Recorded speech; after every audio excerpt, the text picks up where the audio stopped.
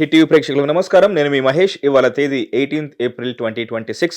Last episode Jio పాలిటిక్స్కి సంబంధించి 16th చేసాము. ఆ రోజు వరకు ఉన్న అప్డేట్ ఏంటంటే, స్ట్రెయిట్ ఆఫ్ హార్ముజ్ని అటు అమెరికా ఇటు ఇరాన్ రెండు దేశాలు బ్లాక్ చేసిన తర్వాత ఇరాన్ దిగొచ్చి చర్చలకు ఓకే చెప్పింది. కానీ ఇప్పుడు తాజాగా ఆ చర్చలు విఫలమై ఎప్పుడు ఏ టైంలో అయినా సరే సీజ్ ఫైర్ ఎత్తేసి మళ్ళీ ఒకరి మీద ఒకరు బాంబులు వేసుకునే పరిస్థితి తీసుకొచ్చింది. దీనికి కారణం ఎవరు? ఓ పక్క పాకిస్తాన్ అని కూడా అంటున్నారు. At the same time present Iran leader అసలు బ్రతికున్నాడో లేడో అనే డౌట్ కూడా వస్తుంది. ఎందుకంటే అక్కడ ఉన్న foreign minister reading between the lines అన్నట్టు మన లీడర్ని చంపిన వాళ్ళతో మీకు చర్చలు ఏంటి అని కూడా మాట్లాడుతున్నారు. ఇందులో నిజమేంత? అసలు ఇప్పుడు అక్కడ నేపథ్యం ఏంటి? కొద్దో గొప్ప బాగుపడుతుంది అనుకున్న ఇరానీ దేశం చర్చలో విఫల్ కావడంతో ఇప్పుడు నెక్స్ట్ ఏం చేయబోతున్నారు అన్ని senior political analyst and senior journalist Suresh Kochattil గారితో తెలుసుకుందాం. సార్ నమస్కారం. నేను ఏమనుకున్నానంటే, పోనీలే ఇక మీదట కొంచెం వాళ్ళు తగ్గినా సరే బాల్ వీళ్ళకోట్లో వచ్చిన తర్వాత అయినా సరే ఇరాన్కి మంచి రోజులు వస్తాయి, మళ్ళీ బాగుపడుతుంది. వాళ్ళ ఏదైతే కోల్పోయారో 8,000 బాంబులు లాస్ట్ టైం మనం మాట్లాడుకున్నట్టు, లాస్ట్ ఎపిసోడ్లో మాట్లాడుకున్నట్టు అంత విచ్ఛిన్నం అయిపోయిన ఒక దేశం మళ్ళీ బాగుపడుతుంది అనుకున్నాను. మళ్ళీ ఇప్పుడు బ్యాక్ టు స్క్వేర్ వన్ వచ్చింది. ఏంటి సార్ అక్కడ పరిస్థితి ఏంటి? మీరైతే కొంచెం హ్యాపీ పొజిషన్లో ఉన్నారు. నేను పొద్దున 10:30కు మొదలు పెట్టినప్పుడు ఉన్న న్యూస్ కాదు, ఇప్పుడు సాయంత్రం 4:30కి మొత్తం మారిపోయింది. 10:30కు నేను ఫస్ట్ రికార్డింగ్ ఇంకో స్టూడియోలో చేసేటప్పుడు చెప్పాను, ఇరాన్ మొత్తం స్ట్రెయిట్ ఆఫ్ హార్ముజ్ని ఓపెన్ చేసేసారు, అన్ని షిప్స్ మూవ్ అవుతున్నాయి, అది ఇదని చెప్పాను. కానీ సాయంత్రం అయ్యేదాకా ఒక హాఫ్ అన్ అవర్ ముందు ఒఫీషియల్గా ఇరాన్ అనౌన్స్ చేశారు, మేము స్ట్రెయిట్ ఆఫ్ హార్ముజ్ని మూసేస్తున్నాం. అంటే ఒక 12 గంటల సేపట్లో, 12 కూడా కాదు, ఒక 4 గంటలు 6 గంటల సేపట్లో న్యూస్ మారిపోయింది, లోకం మారిపోయింది.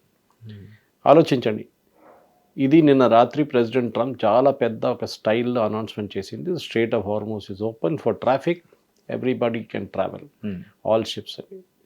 కానీ దానికి ఒక 5-6 గంటల తర్వాత అప్పుడు దాకా ఇరాన్ రియాక్ట్ కాలేదు.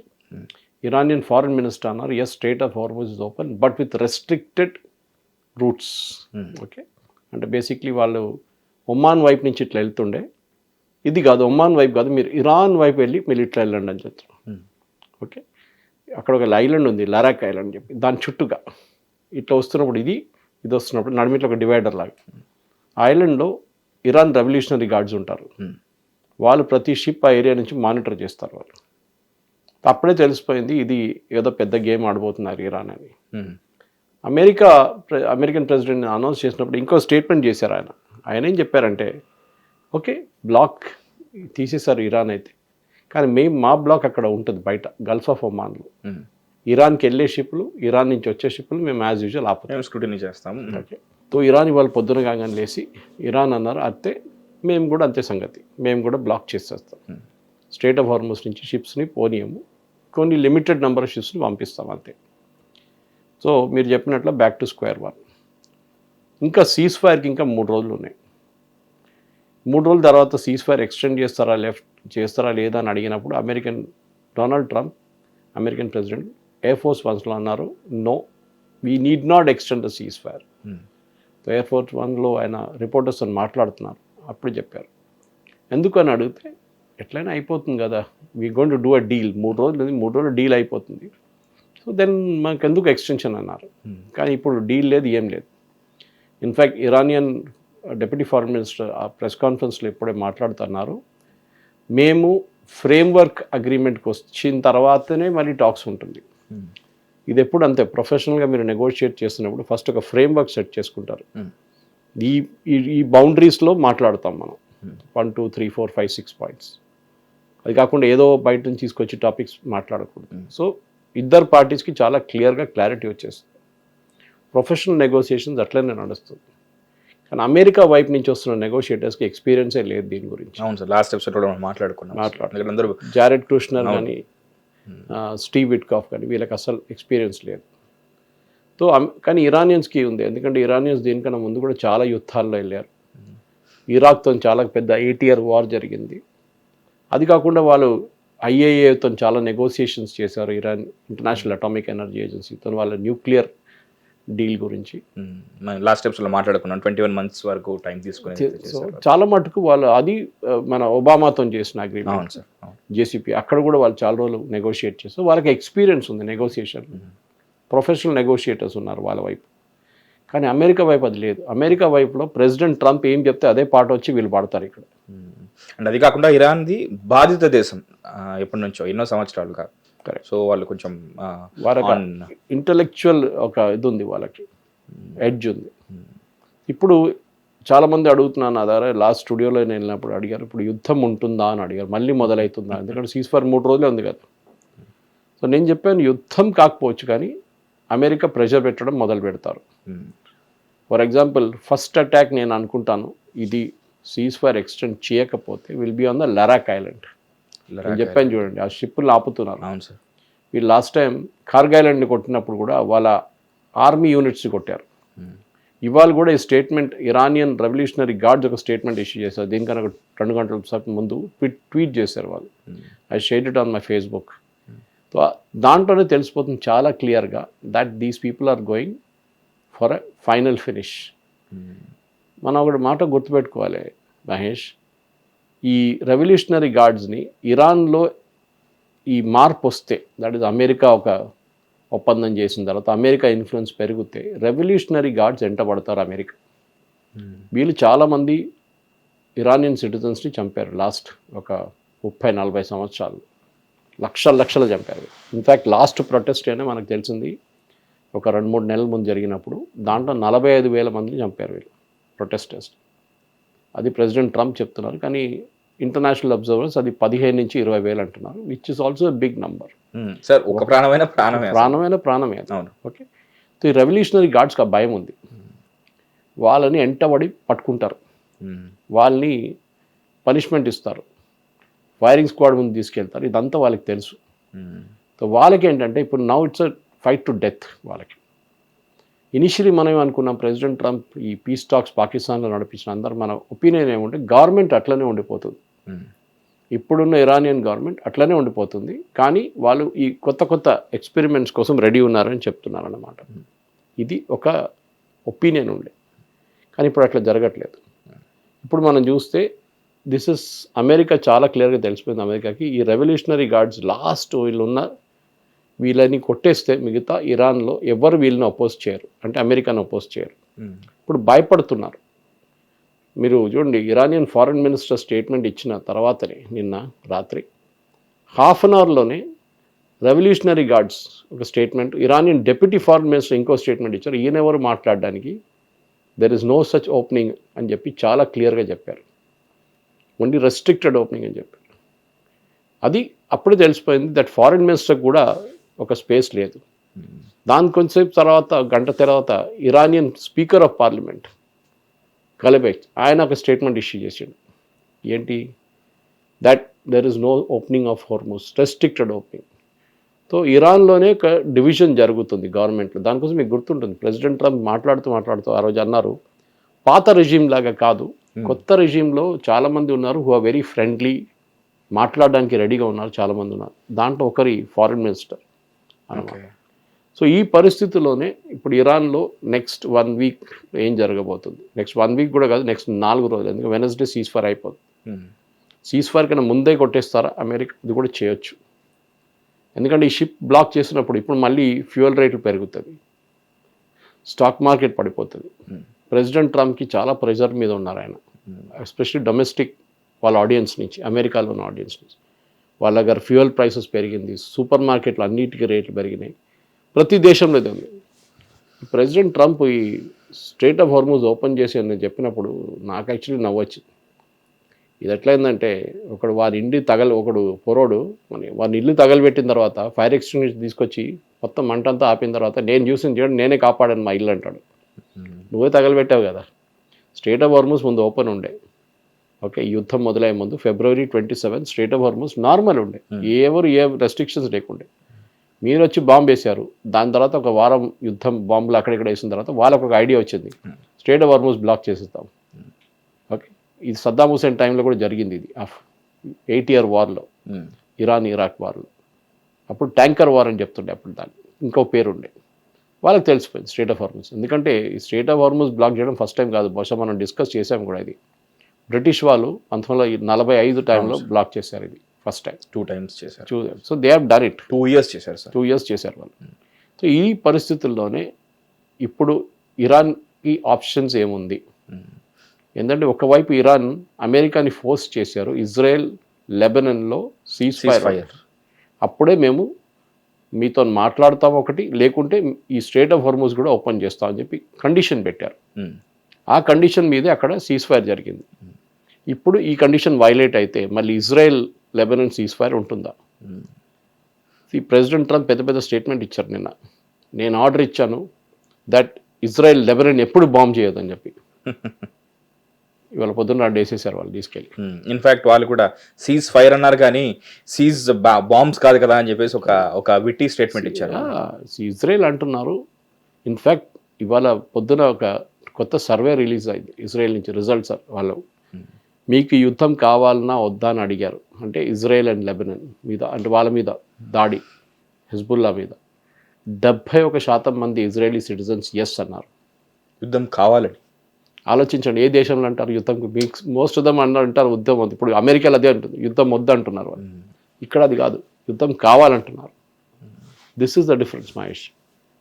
ఇది ఇజ్రాయలీ పబ్లిక్ మెంటాలిటీ. ఇది వాళ్ళ దేశంకి వాళ్ళ ఏం చెప్తారు, వాళ్ళ security is very important for them. ఎందుకంటే ఎన్నో సంవత్సరాల నుంచి నార్దర్న్ ఇజ్రాయెల్లో అక్కడున్న కిబుట్స్ కమ్యూనిటీస్ మీద లెబనన్ నుంచి హెజ్బుల్లా వాళ్ళు బాంబులు మిసైళ్ళు పంపిస్తున్నారు, ఇటువైపు కొడుతున్నారు వాళ్ళు. చాలామంది చనిపోయారు, చాలా ఇల్లులు ధ్వంసమైనాయి. ఎప్పటి నుంచి చూస్తున్నారు వాళ్ళు. వాళ్ళకి వన్స్ అండ్ ఫర్ ఆల్ ఇది ఫినిష్ చేయాలని ఉంది. కంప్లీట్ ఫినిష్ చేసేసేయండి. దాని కారణం 2 సంవత్సరాలు తీసుకోండి, కానీ ఫినిష్ చేసేసేయండి. మనకు ఫస్ట్ టైం తెలిసింది లెబనాన్కి ఒక ప్రెసిడెంట్ ఉందని మొన్నే తెలిసింది. ఎందుకంటే ఆయన టీవీలో కనిపిస్తున్నాడు ఇప్పుడు. ప్రెసిడెంట్ ట్రంప్ ఆయనతో మాట్లాడని చెప్పి, ఓ ఇట్లా మనిషి ఒకడు ఉన్నారా అని చెప్పి మనకు తెలిసిపోయింది. హెజ్బుల్లాని డిస్ఆర్మ్ చేయాలి. సీజ్ ఫైర్ ప్రకారం రూల్స్లో, సీజ్ ఫైర్ అగ్రిమెంట్లో హెజ్బుల్లాని డిస్ఆర్మ్ చేయాలి. లాస్ట్ ఎపిసోడ్లో మనం మాట్లాడుకున్నాం. వాళ్ళ ఆయుధాలను తీసుకోవాలి. ఒక్క హెజ్బుల్లా నుంచి, ఒక ఫైటర్ నుంచి కూడా వీళ్ళు తీసుకోలేరు. లెబనీస్ గవర్నమెంట్ వాళ్ళకి దమ్ము లేదు.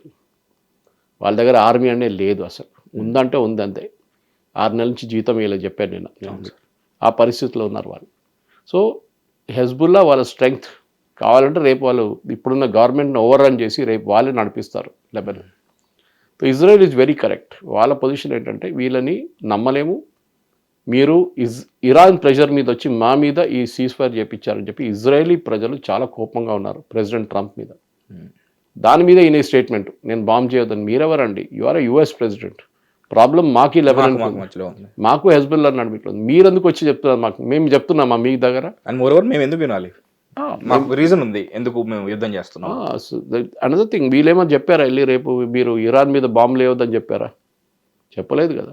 ఇప్పుడు వీళ్ళు వారి మీద ఏం చేయకూడదని చెప్పారు, అప్పుడు ఏం చెప్పలేదు కదా. Israel has not said anything like that. కానీ అమెరికా ఉల్టా కొడుతుంది. ఎందుకంటే ఇజ్రాయెల్ చాలా మటుకు అమెరికా మీద డిపెండెంట్ ఉన్నారు, ఆయుధాల కోసం, ఎయిర్క్రాఫ్ట్ కోసం అండ్ పొలిటికల్ పవర్ కోసం. ఓకే, అమెరికాలో మీ పొలిటికల్ పవర్ లేకుంటే మీరు ఏం చేయలేరు. ఇజ్రాయలీ లాబీ, జూయిష్ లాబీస్ చాలా పవర్ఫుల్ అమెరికాలో. ఒకటి వాళ్ళ మీడియాలో, ఇంకోటి దంటే స్టాక్ మార్కెట్. అది కాకుండా వాళ్ళు చాలా మటుకు అక్కడున్న కాంగ్రెస్ మెన్ అంటే వాళ్ళ ఎంపీస్ వాళ్ళని ఫండ్ చేస్తారు వాళ్ళ ఎలక్షన్ క్యాంపెయిన్. జూయిష్ కమ్యూనిటీ చాలా డబ్బులు ఉన్న వాళ్ళు, సో వాళ్ళు చేస్తారు. సో న్యాచురల్లీ ఇదంతా ఆగిపోతుంది. భయం ఉంది కాంగ్రెస్ మ్యాన్కి, ఎస్పెషల్లీ రిపబ్లికన్స్ భయం ఉంటుంది. రేపు వీళ్ళు ఓటు కూడా వేస్తారా మా వ్యతిరేకంగా? వేస్తారు డెఫినెట్గా. సో దానికోసం ప్రతి American president, okay, starting from Harry Truman, independence వచ్చిన టైంలో Harry Truman was the president, May 1948 Israel ఒక రాష్ట్రంగా వచ్చినప్పుడు, ప్రకటించినప్పుడు, అప్పుడు ప్రతి ప్రెసిడెంట్ వింటారు జూయిష్ లాబీ మాటలు. ఫస్ట్ టైం ట్రంప్ ట్రై చేస్తున్నాడు, కానీ హీ విల్ ఫెయిల్. ఎందుకంటే ఇజ్రాయలీ లాబీ కావాలంటే ఆయన్ని గది తింపేస్తారు, కావాలంటే వాళ్ళ ఎంపీస్తోనే ఓటు చేపిస్తారు వీటి వ్యతిరేకంగా. అది కూడా వాళ్ళు చేయగలరు. వాళ్ళు మిడ్ టర్మ్ పోల్స్ వస్తుంది నవంబర్లో, దాంట్లో చాలా పెద్ద ప్రాబ్లం రాబోతుంది రిపబ్లికన్ పార్టీకి. దానికోసం ట్రంప్ డెస్పరేట్లీ ట్రై చేస్తున్నాడు ఈ ట్రూస్ ఎట్లైనా చేయాలని, కానీ కావట్లేదు. బికాస్ ఇంగ్లీష్లో అంటారు ఎలిఫెంట్ ఇన్ ద రూమ్ అంటారు. అంటే ప్రాబ్లం అది, ప్రాబ్లం ఈజ్ ఇరాన్. ఇరాన్లో ఉన్న ప్రజలు మంచోళ్ళే, కానీ అక్కడున్న regime is a dictatorial regime. వాళ్ళని డిస్పోజ్ చేయాల్సి, వాళ్ళని తీసేయాలని పవర్ నుంచి, వాళ్ళని ఫినిష్ చేయాల్సింది. కానీ ఎట్లా చేస్తారు మీరు? మీరు చేసిన బాంబింగ్లు అంతా అక్కడ ప్రజల మీద పడ్డది. మీరు చేసిన ఎలక్ట్రిసిటీ డిస్ట్రక్షన్ ప్రజలకు ప్రాబ్లం అయింది. అక్కడ inflation, food inflation 120%, general inflation 80%, currency devaluation 70%. Iran is gone yes a nation, వాళ్ళ దగ్గర డబ్బులు లేవు. మహేష్ మీకు బిలీవ్ చేయరు, బిఫోర్ ఈ స్ట్రేట్ ఆఫ్ హార్మోస్ క్లోజ్ చేసే ముందు, ఓకే, వార్ కన్నా ముందు, February 26, February 25, ఇరాన్ ప్రతిరోజు వాళ్ళ దగ్గర ఉన్న లిమిటెడ్ కెపాసిటీ ఉంది, ఎందుకంటే వాళ్ళ రిఫైనరీస్ అని చాలా పాతది, వాళ్ళు కొత్త రిఫైనరీస్ పెట్టలేకపోతున్నారు. ఎందుకంటే వాళ్ళ మీద 47 పెట్టుబడి లేదు వాళ్ళ దగ్గర అసలు. పెట్టుబడి అంటే 47 years నుంచి వాళ్ళ మీద శాంక్షన్స్ ఉంది, జిమ్మీ కార్టర్ టైం నుంచి. అందుకే కదా సార్ ఆ నేపథ్యంలోనే ఈ చర్చలు అనేవి సఫలం జరిగితే బాగుంటుందని మనం కూడా అనుకున్నాం లాస్ట్ టైం. సో డెఫినెట్గా. సో ఇప్పుడేం జరిగిందంటే, ఇప్పుడు ఇరాన్ దగ్గర ఏం లేదు, కానీ వాళ్ళు ప్రతిరోజు ఆ టైంలో ఫిబ్రవరిలో లాస్ట్ బిఫోర్ ద బాంబింగ్ ప్రతిరోజు 120 నుంచి 140 మిలియన్ డాలర్స్ ప్రతిరోజు ఆయిల్ అమ్మేసి వాళ్ళు సంపాదించుకున్నారు. 120 to 140 million dollars per day. ఆలోచించండి, అంత పెద్ద రెవెన్యూ స్ట్రీమ్ ఉండే వాళ్ళకి, అది ఏం లేకుండా. వేరే యాక్చువల్ చూస్తే దీనికంటే ముందు కూడా మీకు చెప్పాను నేను ఒకసారి, ఇరాన్ దగ్గర ఉన్న రిసోర్సెస్ లోకంలో second largest, gas and crude. కానీ వాళ్ళు దాన్ని ఎక్స్ప్లాయిట్ చేయలేకపోతున్నారు. ఇన్ఫాక్ట్ అది కనుక ఆ శాంక్షన్స్ ఎత్తేస్తే it will surpass all this like ఈ అరబిక్ కంట్రీస్ ఏవైతే ఉన్నాయో. అదే. సో ఇప్పుడు మీరు చూడండి, ఇప్పుడు ఒకటి హార్మోస్ బ్లాక్ చేశారు. What is the next step? Obviously next step ఏముండాలి? ఇప్పుడు వీళ్ళు అంటున్నారు, ట్రంప్ అంటున్నారు, మేము మాట్లాడుతున్నాం, చాలా పాయింట్స్కి అగ్రిమెంట్లు వచ్చాయి. వేరే ఇరానియన్స్ సింగ్ వీర్ నథింగ్, మేము అసలు మాట్లాడనే లేదు, మేము పాయింట్స్కే రాలేదు, మేము డిక్టేట్ ఇండియాకి. ప్రెసిడెంట్ ట్రంప్ అన్నారు మేము యురేనియం అంతా తీసుకెళ్ళిపోతున్నాం అమెరికాకి, the uranium dust that is there. ఎవరితోని మేము ఇరానియన్ ఆర్మీతోని సహకరించి తీసుకొని వాళ్ళతోని కూడా వర్క్ చేసి తీసుకెళ్ళిపోతాం. మొన్ననే అన్నారు ఇరాన్లో ఆర్మీ లేదు, నేవీ లేదు, ఎయిర్ ఫోర్స్ లేదని. మళ్ళీ వీళ్ళు ఎక్కడి నుంచి వచ్చిన ఇప్పుడు కొత్త ఆర్మీ వాళ్ళు? మేము స్ట్రేట్ ఆఫ్ హార్మోస్లో ఉన్న మైన్స్ అన్ని తీస్తున్నాం, ఇరానియన్ నేవీ హెల్ప్, డీమైనింగ్ గురించి కూడా మేము ఇరానియన్ నేవీ హెల్ప్ తీసుకుంటున్నాం. ఇరానియన్ నేవీ లేదన్నారు కదా మీరే, వాళ్ళందరు కింద పడి ఉన్నారు అన్నారు మీరు. మళ్ళీ మీ కొత్త ఇరానియన్ నేవీ ఎక్కడి నుంచి వచ్చింది ఇప్పుడు? సో ప్రతిదాన్ని ఆయనే కాంట్రడిక్ట్ చేస్తున్నాడు, ఆయన చెప్పింది ఆయన కాంట్రడిక్ట్ చేస్తున్నారు. ఎనీవే, ఇప్పుడున్న పరిస్థితుల్లో ప్రెసిడెంట్ ట్రంప్కి దీని నుంచి బయటికి రావడానికి చాలా డెస్పరేట్ అయిపోయాడు ఆయన. ఇప్పుడు ఒకవైపు ఆయన ఇజ్రాయెల్ని పక్కన పెట్టాడు, దట్స్ ఎ బిగ్ మిస్టేక్. ఎందుకంటే ఇప్పుడు మీరు చూడండి, ఫస్ట్ డే కూడా February 28 ఆ ఖమేనీ కాంపౌండ్, ప్రెసిడెన్షియల్ కాంపౌండ్ మీద చేసిన దాడి ఇజ్రాయెల్ చేశారు, అమెరికా చేయలేదు. అమెరికా తోడున్నారు అంతే. వాళ్ళకు 2-3 ఎయిర్క్రాఫ్ట్ ఎక్కడికి తిరుగుతుంది, కానీ Israel did the main bombing. 200 aircraft వచ్చినాయి ఆ రోజు, మీకు గుర్తుంటుంది. ఓకే, సో అది ఇజ్రాయెల్కి ఒక కోపం ఉంది ఇప్పుడు, అది వాళ్ళు చెప్పట్లేదు బయట. In fact Israeli cabinet president Trump ఈ సీజ్ ఫైర్ అనౌన్స్ చేశారు చూడండి, బిట్వీన్ లెబనాన్ అండ్ ఇజ్రాయెల్. ఈ క్యాబినెట్ మీటింగ్ కోసం వెయిట్ చేస్తున్నారు. క్యాబినెట్ కమిటీ ఆన్ సెక్యూరిటీ వాళ్ళకు కూడా ఉంది ఒకటి, వాళ్ళు వెయిట్ చేస్తున్నారు. President Netanyahu via video call వస్తా అన్నారు, వెయిట్ చేస్తున్నారు అప్రూవ్ చేయడానికి. దానికన్నా ముందే ట్రంప్ అనౌన్స్ చేసేసిండు, అయిపోయింది సీజ్ ఫైర్ అని. సీజ్ ఫైర్ వచ్చేసింది, ఇట్స్ ఇన్ ఇంపాక్ట్ ఇమ్మీడియట్లీ. వెరాజ్ అది ఇజ్రాయలీ క్యాబినెట్ అప్రూవ్ చేయాలి. ఇది పవన్ మీకు దీనికన్నా ముందు కూడా జరిగింది. ఈయనకి డెమోక్రటిక్ ఫీచర్ అనేది ఈయనకు తెలియదు. అమెరికాలో ప్రెసిడెంట్ నిర్ణయం తీసుకుంటారు, క్యాబినెట్ లేదు, వాళ్ళకి అప్రూవల్ తీసుకోక్కర్లేదు. మన దగ్గర మోదీ గారు ఒక డిసిషన్ తీసుకోలేరు, ఆయన క్యాబినెట్ అప్రూవల్ తీసుకోవాల్సి వస్తుంది. It's a procedure. ఇప్పుడు మోదీ గారు తీసుకొచ్చిన ప్రపోజల్ని వాళ్ళ క్యాబినెట్లో ఎవరు వ్యతిరేకించారు, కానీ చేస్తారు, అది procedure. So Keir Starmer, UK prime minister, ఆయన ఈ యుద్ధం గురించి ట్రంప్తో మాట్లాడుతున్నప్పుడు ఎర్లీ డేస్, అది యుద్ధం మొదలైన టైంలో అన్నారు, మీ షిప్స్ని పంపించండి, మీ ఎయిర్క్రాఫ్ట్ క్యారియర్ని పంపించండి. అది దాని ఎయిర్క్రాఫ్ట్ క్యారియర్ వాళ్ళది రిపేర్లో పడింది ఎప్పటి నుంచో, ఉన్న షిప్లు కూడా 1-2 పనిచేస్తుంది అంతే. సో కియర్ స్టార్మర్ అన్నారు, ఫస్ట్ ఆఫ్ ఆల్ ఈ వార్లో ఇన్వాల్వ్ కావాలన్నా వద్దనేది మా క్యాబినెట్లో నిర్ణయం తీసుకోవాలి మేము అన్నాం. We have to discuss with my colleagues అని. ప్రెసిడెంట్ ట్రంప్ కోపం వచ్చింది అంట. Official this is transcript as per the call record. అన్నారంటే ఇదేంటి, యూఆర్ అ ప్రైమ్ మినిస్టర్, మీరెందుకండి 10 మంది అడగడము, యూఆర్ అమెరికాలో నేనే నిర్ణయాలు తీసుకుంటాను అన్నీ. సో ఆయనకు ఆ ప్రొసీజర్ తెలియదు. సో ఇజ్రాయలీ క్యాబినెట్ అనౌన్స్ చేసిన తర్వాత మీరు అనౌన్స్ చేయండి, చేయలేదు. ఈయనే ముందు దొంకేస్తాడు ఫస్ట్. ఇది ఆయన చాలా మటుకు డిసిషన్స్ మీరు చూసుంటారు. అత్యుత్సాహం కాదు, ఒక స్ట్రాటజీ అది. ఈయన ప్రెషర్ పెడుతున్నాడు. ఇప్పుడు ఇరాన్ దగ్గర strait of Hormuz Iran has opened అని ట్రంప్ అనౌన్స్ చేసిండు ఫస్ట్. ఎవరు అనౌన్స్ చేయాలి? యాక్చువల్లీ ఇరాన్ అనౌన్స్ చేయాలి, ట్రంప్ కాదు అనౌన్స్ చేయాల్సి, కానీ ట్రంప్ చేసేసిండు ఇమీడియట్లీ. ఇక్కడే ప్రాబ్లం, ఎందుకంటే you are putting pressure on them. ఒకసారి మీరు ఎస్ అని ఓపెన్ అయిందని చెప్పంగానే Israeli cabinet or Iranian cabinet, వాళ్ళు ఎవరు ఏం చెప్పలేరు. మళ్ళీ సీజ్ ఫైర్ అని చెప్పేశారు మీరు, ఇజ్రాయలీ క్యాబినెట్ అప్రూవ్ చేయాల్సిందే. స్ట్రేట్ ఆఫ్ హార్మూజ్ ఓపెన్ అయింది అన్నారు, అంటే ఇరానియన్ లీడర్షిప్ దాన్ని అప్రూవ్ చేయాల్సింది కదా. మీరు చెప్పేశారు ఒకసారి, మళ్ళీ ప్రెసిడెంట్ ట్రంప్ చెప్పిన తర్వాత ఇప్పుడు చెప్తున్నారు వాళ్ళు. ఇన్ఫ్యాక్ట్ పార్లమెంట్ స్పీకర్ గాలిబాగ్ ఏమన్నారంటే, ప్రెసిడెంట్ ట్రంప్ 9 పాయింట్స్ మీద స్టేట్మెంట్ ఇచ్చారు, ఈ 9 అబద్ధం అని చెప్పారు. ఇంక్లూడింగ్ న్యూక్లియర్ రెసిడ్యూ తీసుకెళ్లడంలో దీంట్లో అన్నింటిలో. ఇరాన్ ఎప్పుడు ఇంకా న్యూక్లియర్ వెపన్స్ ఉండదు వాళ్ళ దగ్గర, వాళ్ళు అగ్రీ చేసుకున్నారన్నారు. ఈయనన్నారు ఎక్కడ ఎవరు మాట్లాడారు. ఈ ప్రాబ్లం ఎక్కడ వస్తుందంటే దీంట్లో మహేష్, పాకిస్తాన్ రోల్ దీంట్లో. ఓకే, పాకిస్తాన్ వాళ్ళు Asim Munir, again he is not a professional negotiator, ఆయన కూర్చొని మాట్లాడుతున్నాడు. ఇరాన్ వాళ్ళు ఒక మాట చెప్తారు, ఓకే న్యూక్లియర్ దాని గురించి మనం మాట్లాడదాం, ప్రెసిడెంట్ ట్రంప్కి చెప్పండి ఇట్లా. ఈయన ఆ ఫోన్ చేస్తాడు అక్కడికి ప్రెసిడెంట్ ట్రంప్కి, వీళ్ళు ఇట్లా అన్నారండి, ఎందుకంటే వీళ్ళు ఫేస్ టు ఫేస్ డిస్కషన్స్ చేయట్లేదు. సో అక్కడికి వెళ్ళినప్పుడు ప్రెసిడెంట్ ట్రంప్ దానికి కొంచెం మసాలా యాడ్ చేస్తాడు. ఈయన వీళ్ళు చెప్పుంటారు, we'll talk about uranium, yes we'll talk about it అని. ప్రెసిడెంట్ ట్రంప్ ఏమంటాడు, దాన్ని మార్చేసి Iran he's agreed to give up uranium. అప్పుడు మళ్ళీ ఆ న్యూస్ ఇరానియన్స్కి వస్తుంది, వాళ్ళ కోపం వస్తుంది. అసీం మునీర్ ఎక్కడ చూస్తున్నాడు, ఇప్పుడైతే ఆయన పారిపోయాడు, 3 రోజులు ఉన్నాడు కదా. వీళ్ళ ట్రాన్స్పరెన్సీ మెయింటైన్ చేయకపోవడం ఇదంతా. ద ప్రాబ్లమ్ ఇస్, ఎప్పుడైనా మీడియేషన్ చేస్తున్నప్పుడు, ఇప్పుడు మీడియేషన్ అనేది కార్పొరేట్ వరల్డ్లో కూడా ఉంది. ఒక కంపెనీ ఇంకో కంపెనీతో ఏదో గొడవ అయితే mediation is the best effort అంటారు. ఎప్పుడు మీరు కోర్టుకి వెళ్తే అది సంవత్సరాలు నడుస్తుంది కేసు. మీ వైపు ఉన్న మీ సీఈఓ వాళ్ళ టీము, వాళ్ళ వైపు ఉన్న వాళ్ళ సీఈఓ సిఎఫ్ఓ అందరు వస్తారు, నడిమిట్లో ఒక ప్రొఫెషనల్ మీడియేటర్ ఉంటారు. ఆయన వీళ్ళిద్దరు కేసు ముందే స్టడీ చేసిన తర్వాత ఇద్దరిని పిలిపిస్తారు. మీడియేషన్ టీంలో కూడా 5-6 మంది ఉంటారు, సీనియర్స్ ఉంటారు, జూనియర్స్ ఉంటారు. మొత్తం విన్న తర్వాత వీళ్ళు అంటారు, ఓకే ఫైన్, ఇది మీరు చేసిన తప్పు, okay you made a mistake, you done this, why don't you do this, ఇంత పేమెంట్ ఇచ్చేసేయండి, దాంతోపాటు ఈ ఇష్యూ సెటిల్ అయిపోతుంది, లీగల్ కేసెస్ అన్నీ వాళ్ళు విత్డ్రా చేస్తారు. వీళ్ళు అంటారు కాదు, వాళ్ళే తప్పు చేశారు, they have to pay for it అంట. మళ్ళీ నెగోషియేషన్ నడుతుంది, మళ్ళీ అక్కడిక్కడ డిస్కస్ చేస్తారు. లాస్ట్లో ఒక 5-6 రోజుల తర్వాత దానికి ఒక కోరికకు వస్తారు వాళ్ళు, yes okay we agree to this point, ఇద్దరు సంతకం పెట్టేస్తారు, డిస్ప్యూట్ సార్ట్ అవుట్ అయిపోయింది. This is the professional way to do it. దాంట్లో ఇప్పుడు మీరు ఇరాన్ ఒక వైపు, యుఎస్ ఒక వైపు ఉన్నప్పుడు పాకిస్తాన్ ఉన్నారు నడిమిట్లో. పాకిస్తాన్కి ఎవరైనా భయపడతారా ఇది ఇద్దరిలో? చిల్లరోడు బెల్ కొడితే వస్తాడు, పరిగెత్తుకుంటూ వస్తాడని తెలుసు. ఇన్ఫాక్ట్ వాళ్ళు చేస్తున్న పని కూడా పోస్ట్ మ్యాన్ పని అది.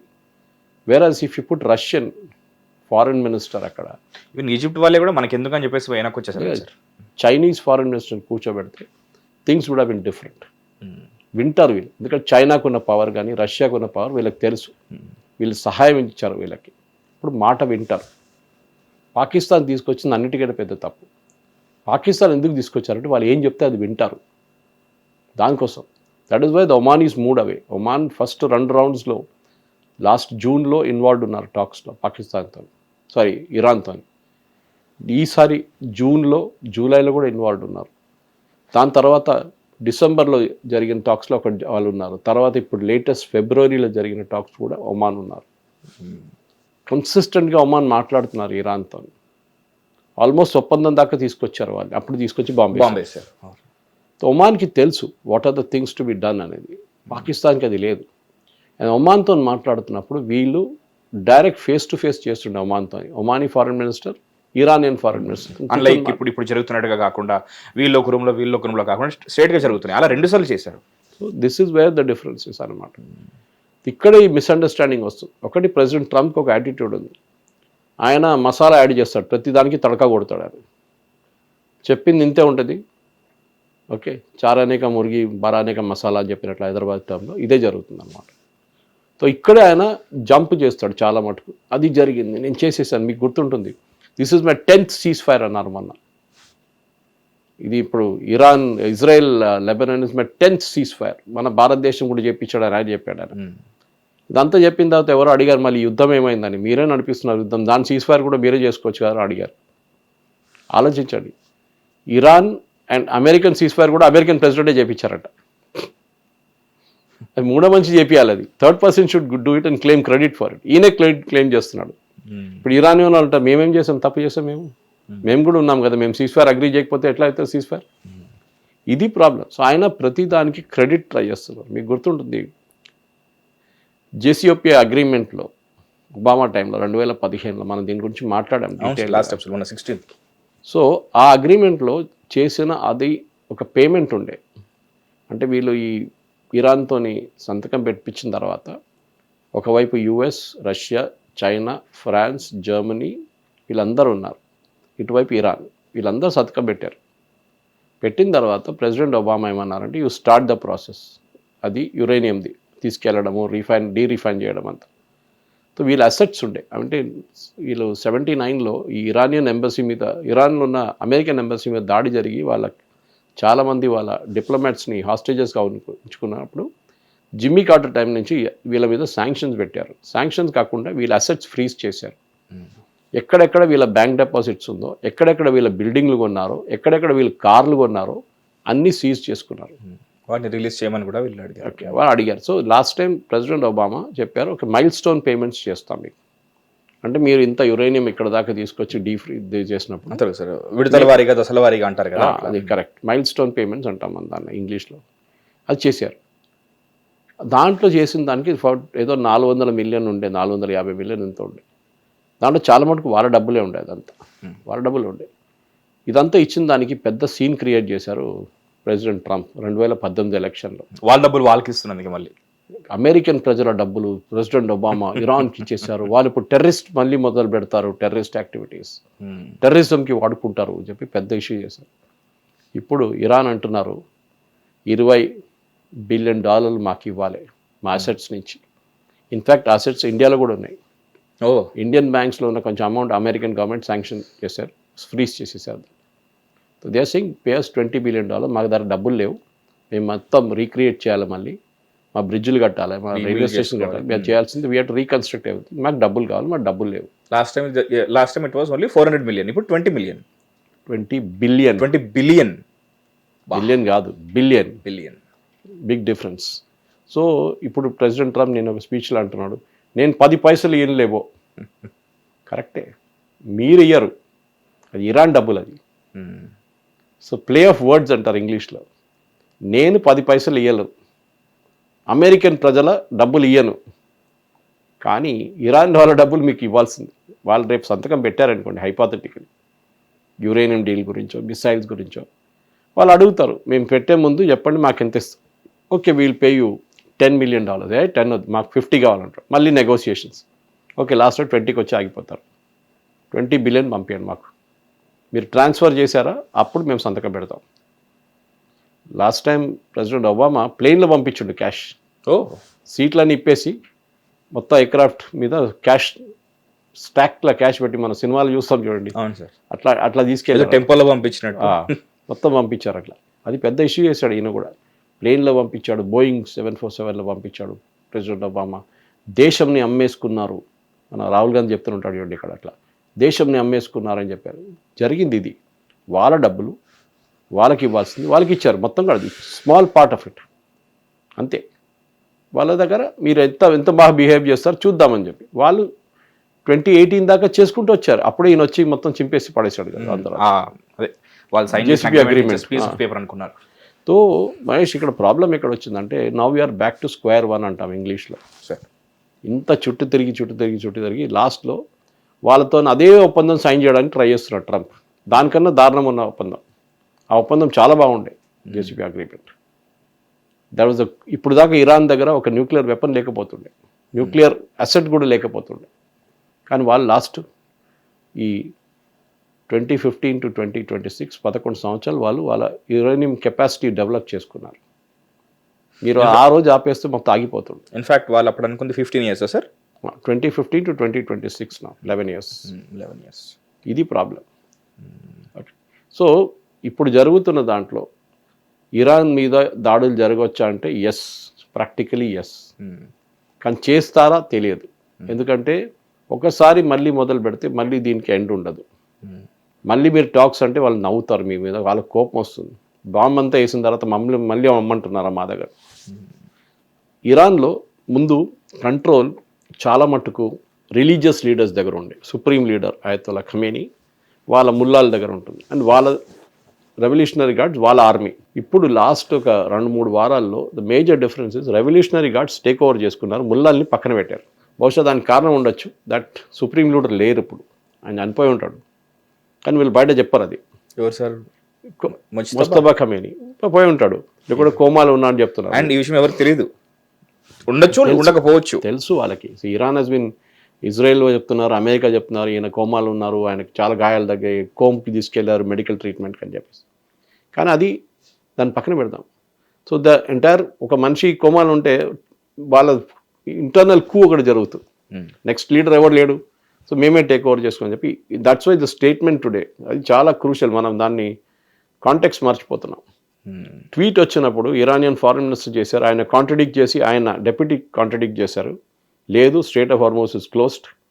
దాని తర్వాత రెవల్యూషనరీ గార్డ్ స్టేట్మెంట్ ఇష్యూ చేశారు, వాళ్ళు ట్వీట్ చేశారు, which is very rare, because వాళ్ళు గవర్నమెంట్లో లేరు, వాళ్ళు టెక్నికలీ వాళ్ళు సపరేట్ గవర్నమెంట్తో. This is interesting and actually. They have made a tweet saying as straight of Hormuz is close because US piracy చేస్తున్నారు, మా షిప్ని బయట వెళ్ళనియట్లేదు, మా వైపు వచ్చే షిప్స్ని కూడా రానియట్లేదు, so we are also closing. Solution చాలా ఈజీ. నేను చెప్పాను చూడండి, రెవల్యూషనరీ గార్డ్ మీద బాంబులు తీసుకొని విసిరేస్తే వాళ్ళు అయిపోతారు, వాళ్ళ సంగతి అయిపోతుంది. కానీ మళ్ళీ ఇది మొదలు పెడతారు, ఇరాన్ పక్కన ఉన్న రాష్ట్రాల మీద బాంబింగ్ చేయడం, సౌదీ అరేబియా, ఓకే, మన ఖత్తర్, బహ్రెయిన్, కువైత్, వీళ్ళ మీద బాంబింగ్ మొదలు పెడతారు, దుబాయ్. ఇది డేంజరస్, చాలా డేంజరస్. ఓకే, ఎందుకంటే ఇది ఒక ఫైట్ టు ఫినిష్ లాగా ఉంటుందని. ఆల్రెడీ ఈ గల్ఫ్ కంట్రీస్ సఫర్ అవుతున్నారు. ఖత్తర్ దగ్గర నెక్స్ట్ 5 సంవత్సరాలు పడుతుంది అంటున్నారు వాళ్ళు రిపేర్ చేయడానికి వాళ్ళ ప్రొడక్షన్ ఫెసిలిటీని. అప్పుడు దాకా వాళ్ళ రెవెన్యూస్ తగ్గుతుంది, అంటే అన్ని 5 years దాకా కాదు, ఇట్స్ గ్రేడెడ్ వే రిపేర్ ఉంటుంది. మళ్ళీ రిపేర్ చేయడం నడిమిట్లో మళ్ళీ వచ్చి కొడితే మొత్తం పోతుంది మళ్ళీ. సౌదీ అరేబియా కూడా అంతే, అరామ్కో ఇటువైపు, కువైత్ అంతే, ఈవెన్ బహ్రెయిన్ వాళ్ళు చాలా కొట్టారు బహ్రెయిన్. సో ఈ ప్రాబ్లం అక్కడే వస్తుంది.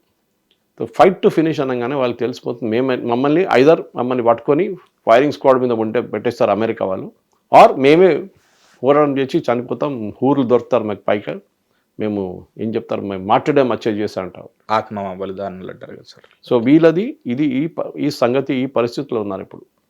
మనం ఇది రికార్డ్ చేసిన తర్వాత ఇవాళ రాత్రి ఏం జరుగుతుందో మనకు తెలియదు. సో ప్రస్తుతానికైతే ఇది అప్డేటెడ్ ఎపిసోడ్. సో మన ప్రేక్షకులు చెప్పాల్సింది, ఈ డేట్కి మనం ఈ టైంకి రికార్డ్ చేసాం, దీని తర్వాత జరిగింది వీఆర్ నాట్ రెస్పాన్సిబుల్.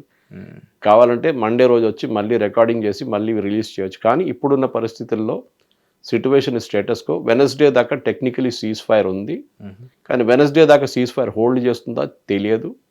దానికి ముందు కూడా ఘర్షణ జరగవచ్చు. America might start doing small things.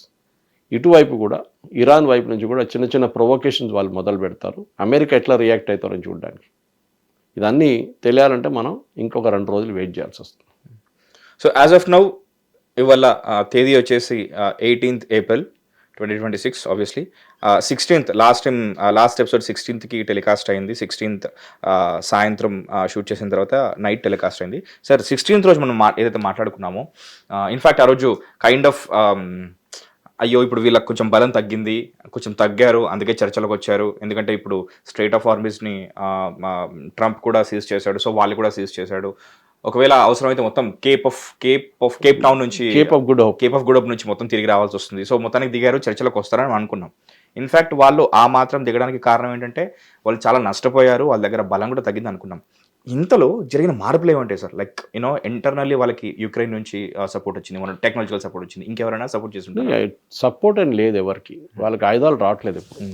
మరి ఇప్పుడు ఇంత ధైర్యంగా ఎలా ఉన్నారు సార్? మరి ఫైట్ టు ఫినిష్ కదా. మీరు ఒక పిల్లిని తీసుకెళ్ళి కార్నర్లో పెట్టి దాన్ని కొట్టడానికి ట్రై చేయండి కర్రతోని, అది మిమ్మల్ని అటాక్ చేస్తుంది. అవును, ఎందుకంటే దానికి డెస్పరేట్ అయిపోతుంది, దానికి తెలుసు నన్ను కొడుతున్నాడు, నేను కొట్టకపోతే నా పని అయిపోతుందని. So they will fight to finish.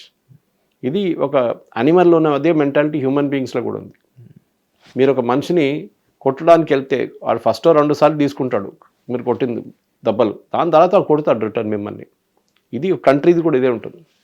కొన్ని రోజులు వాళ్ళు తెలిసిపోయింది వాళ్ళకి, we are out to be finished. 2 options, ఒకటి ఫైరింగ్ స్క్వాడ్ ముందు అమెరికా వాళ్ళు పెట్టేస్తారు మమ్మల్ని, లేకుంటే ఉరి తీసేస్తారు, ఆర్ మేము కొట్లాడి we will finish our cells. ఎందుకంటే ఎట్లయినా పైనుంచి బాంబులు పడతాయి మా మీద. అది ఇజ్రాయేలో ఇరానో అమెరికా ఎవరు చేస్తారో తెలియదు, కానీ మా మీద బాంబులు పడుతుంది. దీనికన్నా ముందు ఎంతోమంది చనిపోయారు. ఇది కూడా అదే అవుతుంది. మన ఫైనల్ ఫినిష్ ఇస్ దిస్. కానీ ఒక అసిమెట్రిక్ వార్ఫేర్లో దీని ఇంకొక వారం పాటు ఎక్స్టెండ్ చేసుకోవచ్చు. But the end result is very very clear. ఇప్పుడున్న రెజ్యూమ్ పోతుంది. Iranian resume will go. But ఎన్ని రోజులు టైం తీసుకుంటారు, దాంట్లో ఎట్లాంటి ఒప్పందానికి వస్తారు, ఇది చాలా క్లియర్ ఉంటుంది. ఎందుకంటే ఇరాన్ లోపల నేను చెప్పాను చూడండి, there are 2 parties of fighting, Revolutionary Guards and Iranian రెజ్యూమ్లో ఉన్న కొంతమంది లీడర్లు. వాళ్ళు అమెరికాతో నెగోషియేట్ చేయడానికి రెడీ ఉన్నారు. ఇన్ఫ్యాక్ట్ వీళ్ళు పాకిస్తాన్కి వెళ్ళినప్పుడు తిరిగి వచ్చి చాలా పెద్ద గొడవ జరిగింది ఇరాన్లో. Some international media reported it. అంటే వీళ్ళు అడిగినారంట ఇరానియన్ రెవల్యూషనరీ గార్డ్స్, మన సుప్రీం లీడర్ని చంపిన మనుషులతో మీరు వెళ్ళి మాట్లాడారా, how can you do it? Oh like if reading between the lines అన్నట్టుగా తెలుస్తుంది. సో చాలా క్లియర్గా మీరు ఎట్లా వెళ్ళారు మాట్లాడడానికి వాళ్ళతో? ఇంకెవరితో మాట్లాడడం, ఇంకోటి పాకిస్తాన్తో మాట్లాడడం, you are speaking to the people who killed my leader అంటున్నారంట వాళ్ళు. అంటే వాళ్ళ ఉద్దేశం కొమినీ అయి ఉండొచ్చు, ముజ్తబా అయి ఉండొచ్చు, ఎవరైనా కానివ్వండి. సో మీరు ఎట్లా మాట్లాడతారు మా ఎనిమీతోనే, అది వాళ్ళ లాజిక్. కానీ ప్రాక్టికల్గా ఆలోచిస్తే వాళ్ళ ఫారిన్ మినిస్టర్ వాళ్ళకి తెలుసు there is no way out, మాట్లాడాల్సిందే. We have to speak, we have to negotiate.